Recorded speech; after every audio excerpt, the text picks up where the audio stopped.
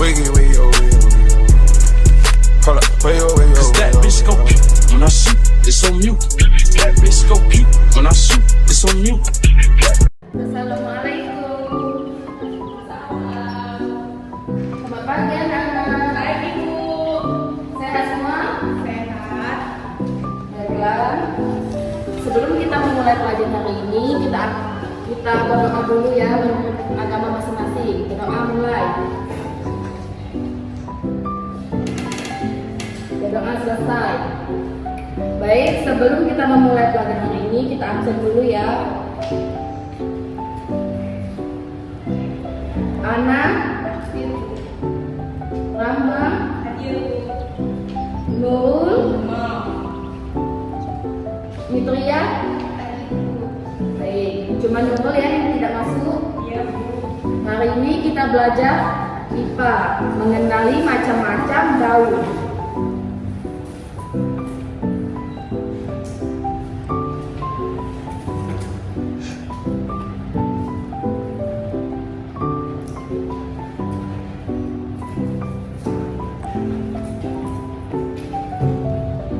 Gue tulis dulu ya.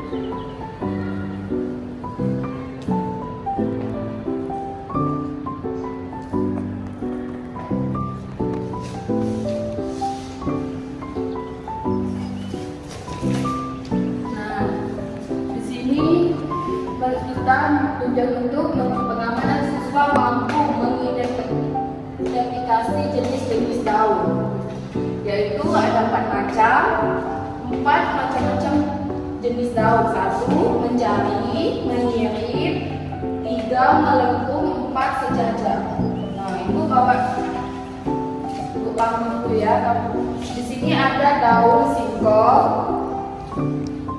daun jari yaitu daun singkong, daun pepaya, daun kapas, dan daun jarak. Yang kedua, daun menyirip. Contohnya daun mangga, daun jambu, daun nangka, dan daun rambutan. Yang ketiga, daun melengkung, yaitu contohnya daun gadung, daun waru, dan daun sirih, dan daun gejer.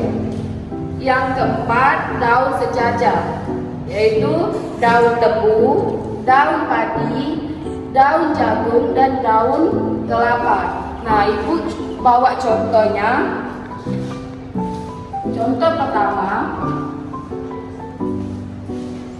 daun singkong. Nah, di sini ada 7 cabang daun singkong. Kita hitung sama-sama ya. 1, 2, 3, 3, 4, 5, 6, 7. Nah, yang dinamakan daun jari yaitu karena dia berbentuk jari. Nah, contoh kedua, daun menyirip.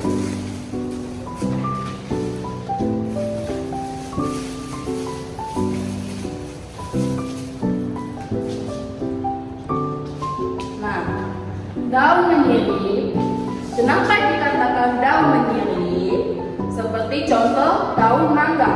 Nah, karena dia tulangnya lebih banyak, berbentuk sirip ikan. Itulah yang dinamakan menyirip. Yang ketiga,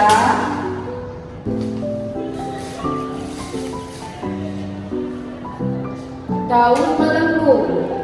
Nah, contohnya daun sirih. Kenapa dikatakan melengkung?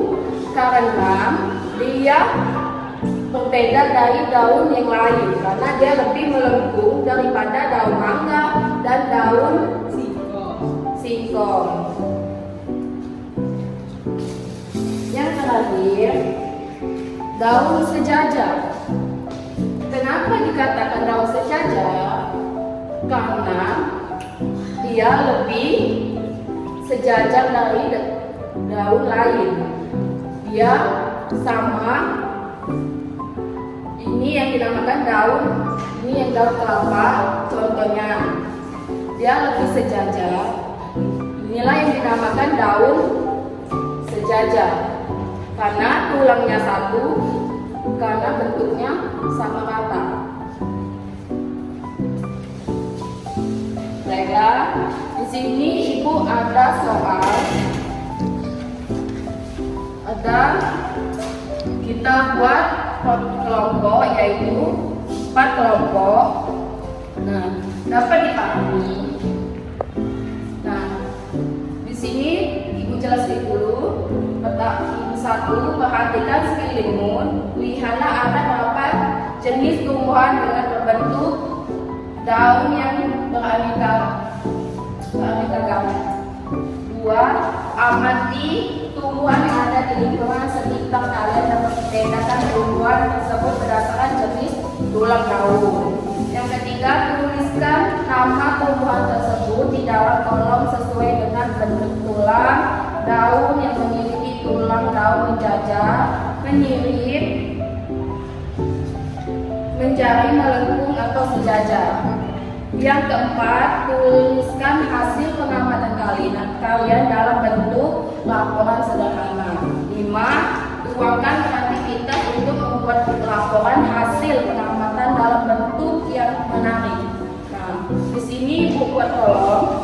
Nah, kalian buat nama kelompok, tanggal, dan juga nama anggota.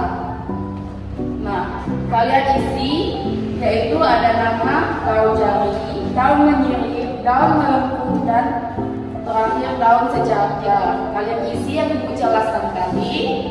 Nah, ibu beri 1 per 1 kelompok untuk mengisinya. Baiklah, itu saja yang ibu sampaikan. Ibu akhiri.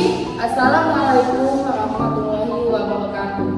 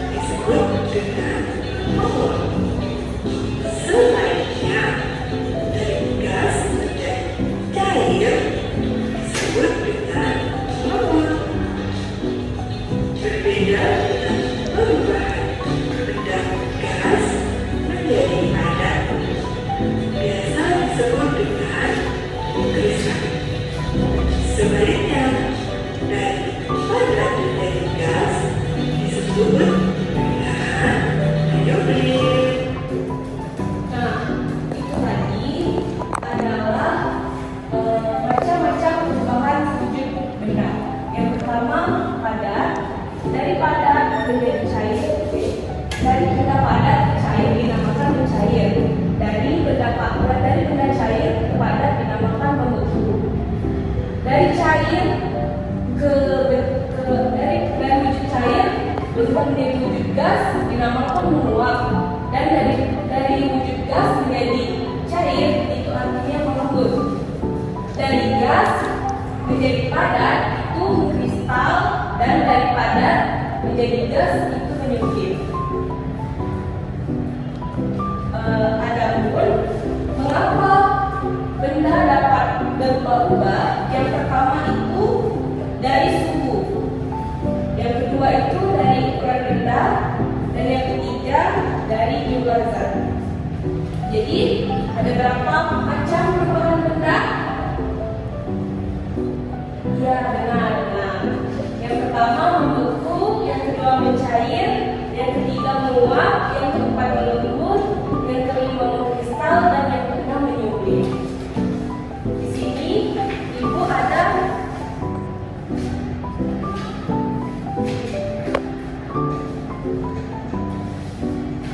gambar kerja peserta didik atau yang biasa kita sebut dengan LKPD.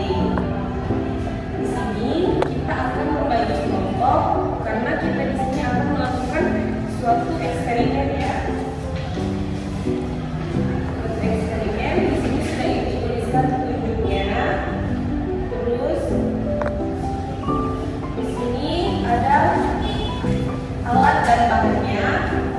Yang pertama itu sendok, yang kedua lilin, yang ketiga margarin, yang keempat gula, dan yang kelima camphor atau kapur barus, dan yang keenam korek api. Langkah-langkah yang pertama, ini kita sudah menyiapkan bahan.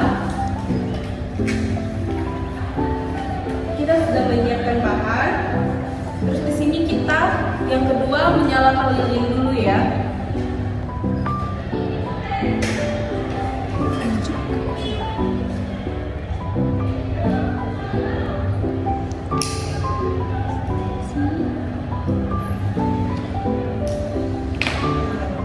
Ini lilinnya kita nyalakan terlebih dahulu.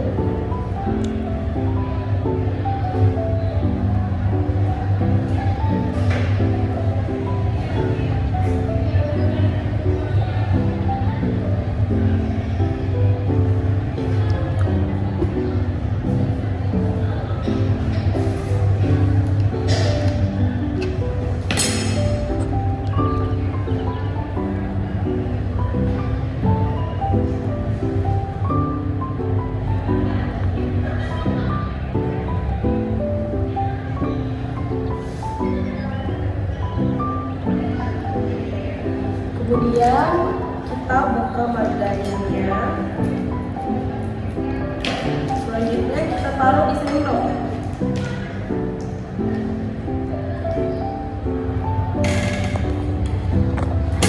Nah, baiklah anak-anak, margarin ini adalah benda padat ya.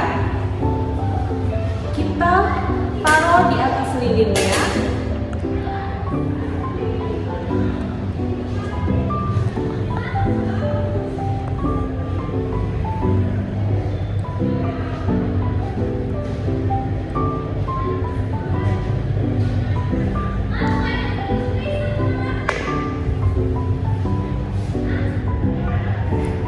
Bisa dilihat di sini margarin yang tadinya padat menjadi mencair karena ada perubahan suhu. Yang tadinya dingin kena api menjadi panas. Jadi dia berubah menjadi cair. Inilah yang dinamakan mencair ya, karena adanya zat panas dari lilin ini tadi. Baiklah. Sudah. Selanjutnya Ibu akan membuka gula di sini.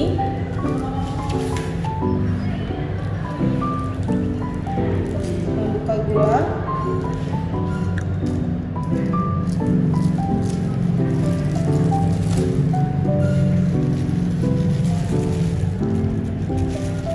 Nah, kita taruh lagi di atas lilin.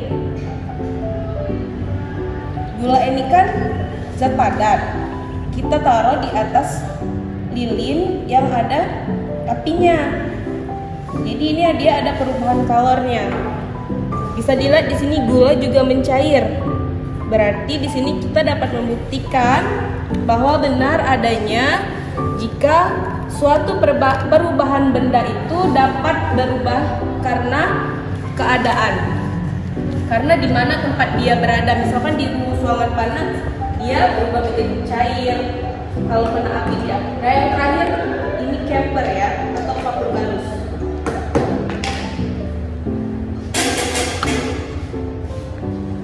Kita panasin.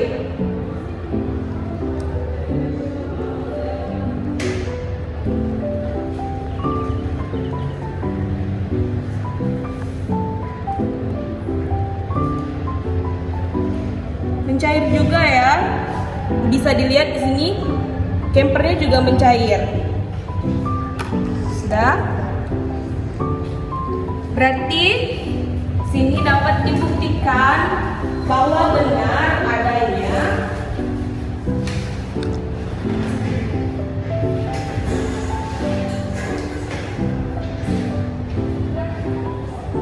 semakin tinggi suhu maka perubahan bentuk zat akan berlangsung lebih cepat. Ini tadi kan sudah jelas bahwa sendok di bawahnya ada api, maka margarinnya langsung mencair. Jadi benar ya pernyataan pertama. Yang kedua, ukuran dapat mengaruhi ukuran benda, yang mana benda berukuran kecil lebih mudah mengalami perubahan daripada benda berukuran besar. Bisa kita lihat tadi, gula lebih cepat mencair daripada camper. Dan yang ketiga, jumlah zat. Zat dengan jumlah lebih banyak akan lebih sulit mengalami perubahan. Yang paling banyak di sini tadi adalah camper. Jadi camper ini sulit banget untuk berubah wujud ya. Di sini bisa kalian kerjakan berkelompok ya.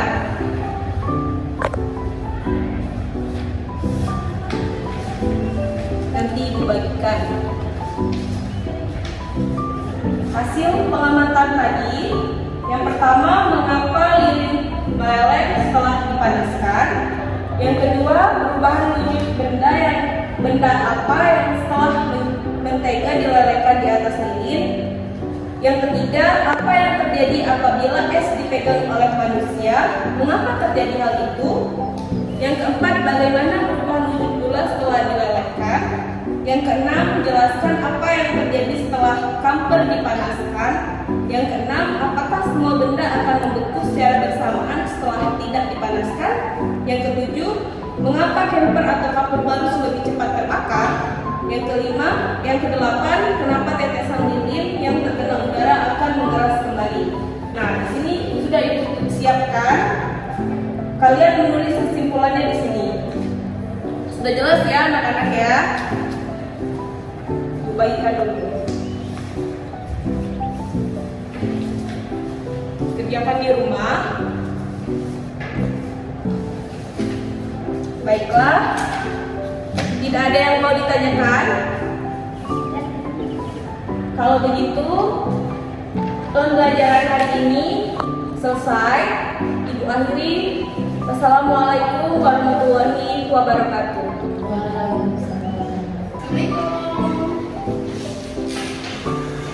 Selamat pagi anak-anak. Pagi Bu.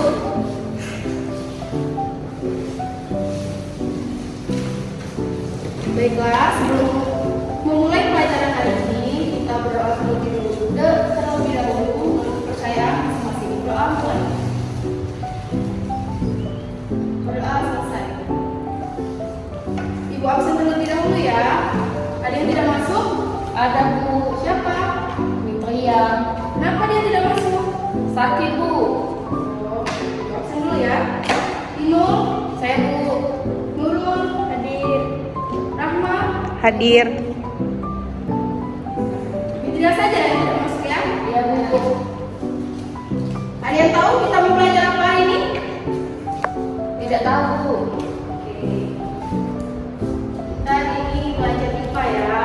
Materinya itu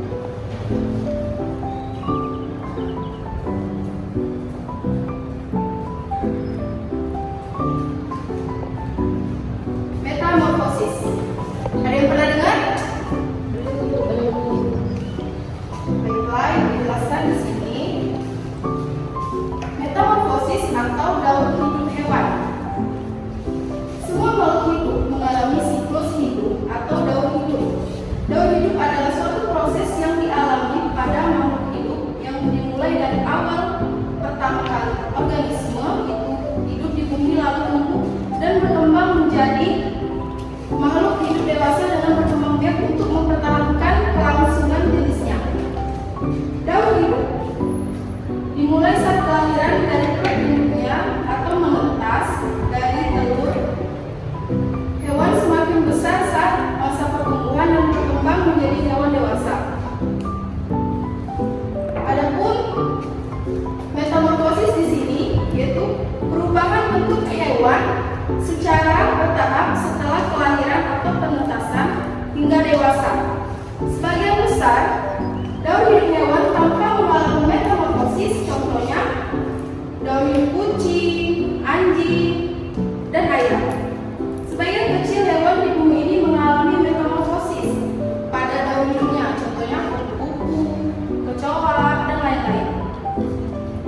Adapun metamorfosis ini mempunyai dua jenis, yaitu metamorfosis sempurna dan metamorfosis tidak sempurna. Di sini Ibu akan menjelaskan metamorfosis sempurna. Dialami oleh hewan pada saat lahir memiliki bentuk tubuh yang sangat berbeda sekali dengan induknya. Hewan ini harus melalui beberapa tahap untuk memiliki tubuh yang sama dengan hewan dewasa. Hewan yang mengalami metamorfosis sempurna contohnya seperti kupu-kupu, nyamuk, katak, dan lalat. Yang kedua yaitu jenis metamorfosis tidak sempurna. Hewan yang mengalami metamorfosis tidak sempurna bentuk hewan yang mirip dengan induknya, tetapi ada bagian tubuh yang belum berbentuk, misalnya sayap. Contohnya hewan capung, kecoa, jangkrik, dan belalang. Nah, di sini Ibu ada media. Nah, pada materi ini Ibu mengambil contoh metamorfosis kupu-kupu. Hewan kupu-kupu melalui metamorfosis sempurna karena mengalami perubahan bentuk tubuh yang sama sekali berbeda prosesnya pada induknya. Mulai dari telur sehingga bentuk fisiknya saat dewasa, proses metamorfosis sempurna pada kupu-kupu berlangsung lebih dari 10 hari. Baiklah, di sini Ibu akan jelaskan metamorfosis pada kupu-kupu. Yang pertama yaitu telur. Kupu-kupu meletakkan telurnya secara tersusun pada bagian tangkai daun atau pada daunnya secara tersusun rapi agar bisa tumbuh secara sempurna. Telur kupu-kupu ini memiliki ukuran 1-2 mm dan bentuknya ada yang bulat, ada yang oval, ada yang spiral. Kupu-kupu menghasilkan 30 telur atau juga lebih. Nah, yang kedua yaitu ada metamorfosis yang kedua yaitu larva atau ulat. Nah, telur kupu-kupu menetas menjadi ulat. Di tahap ini, ulat akan menjadi pemakan aktif supaya bisa tumbuh secara cepat. Selama menjadi ulat, akan terjadi fase molting atau yang disebut dengan pergantian warna kulit secara 4-5 kali untuk menyesuaikan diri agar terhindar dari pemangsa. Yang ketiga ada metamorfosis pupa atau kepompong. Ulat menjadi pupa atau kepompong. Tahap ini disebut fase istirahat karena pupa ini dibungkus oleh cangkang besar atau keras. Nah, pupa berada di fase istirahat ini selama 1-2 minggu sampai waktu tibanya dia menetas menjadi kupu-kupu. Yang keempat yaitu metamorfosis imago atau kita sebut sebagai kupu-kupu. Setelah cukup lama beristirahat, cangkang yang keras ini mulai berongga dan sehingga udara masuk untuk mendorong kupu-kupu keluar dari krisalis pupa. Sehingga kupu-kupu keluar, dia akan berhenti sejenak untuk memompa darah ke sayap, ke bagian sayap agar dapat terbang lebih kuat dan lebih tinggi.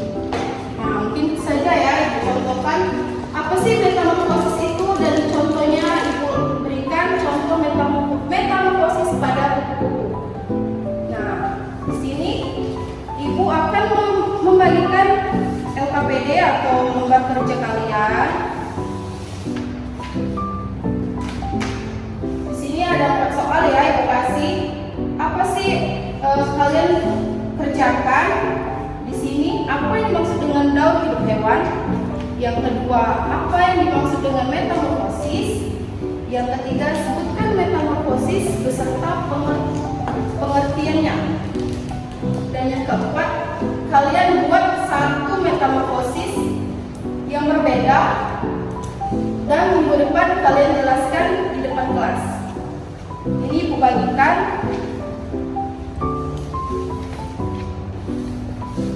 Nah, yang tugas yang keempat itu dikerjakan di rumah sebagai PR ya, karena kalian harus juga bisa menjelaskan di depan kelas nantinya.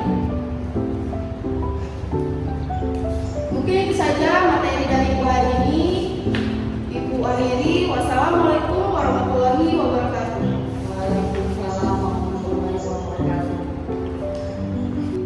Assalamualaikum anak-anak.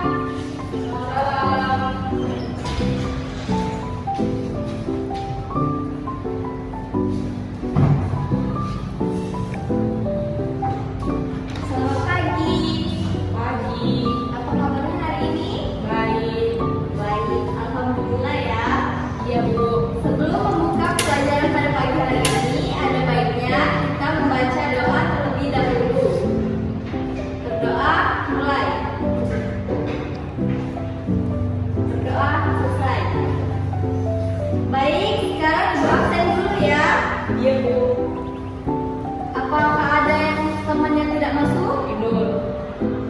Kenapa dia tidak masuk? Sakit ya? Iya. Baik, Ibu absen ya. Rahma, dir. Ana, dir.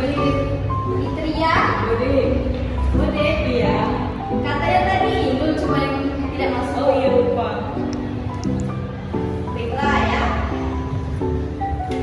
Pagi ini kita akan belajar tentang pembelajaran IPA ya. Sekarang Ibu mau tanya, anak-anak kemarin masih ingat tidak pembelajaran apa yang kita belajar kemarin? Metamorfosis. Ya, metamorfosis ya. Sekarang kita akan belajar tentang pengelompokan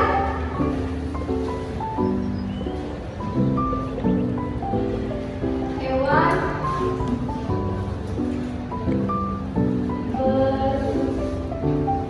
berdasarkan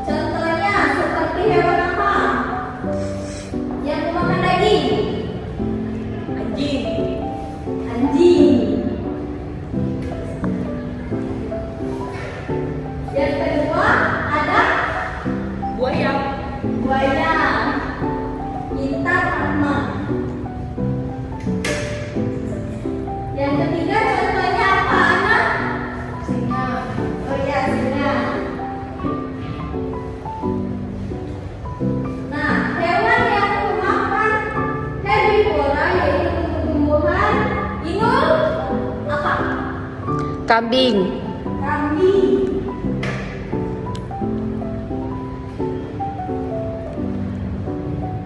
Yang kedua ada Gajah. gajah.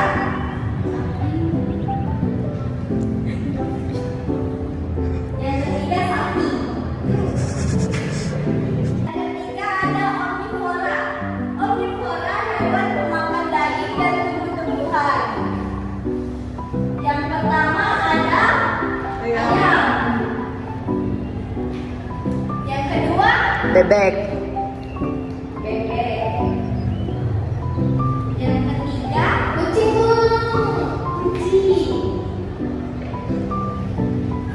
Nah, sampai di sini paham kan? Inilah hewan karnivora, herbivora, dan omnivora. Di sini kita akan belajar menggunakan media pembelajaran. Di sini ada gambar-gambar bebek. Kalian silakan maju satu persatu untuk menaruhkan sesuai kelompoknya, herbivora, karnivora, dan omnivora yang sudah Ibu jelaskan tadi. Ya, silakan maju.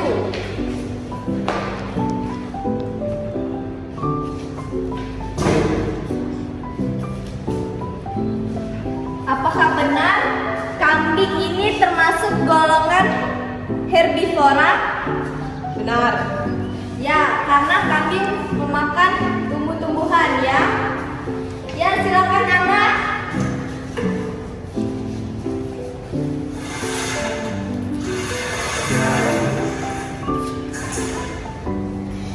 Ya, Ana menaruhkan gambar burung elang. Burung elang ini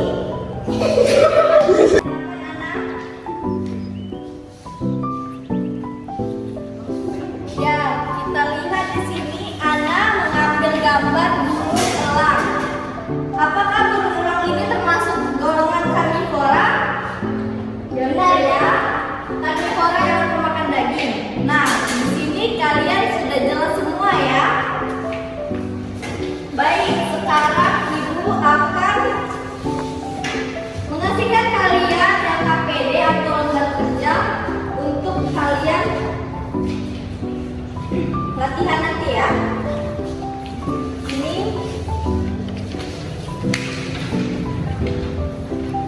LKPD ini kalian jawab dan kalian isi di rumah saja ya, karena waktu kita udah mau habis.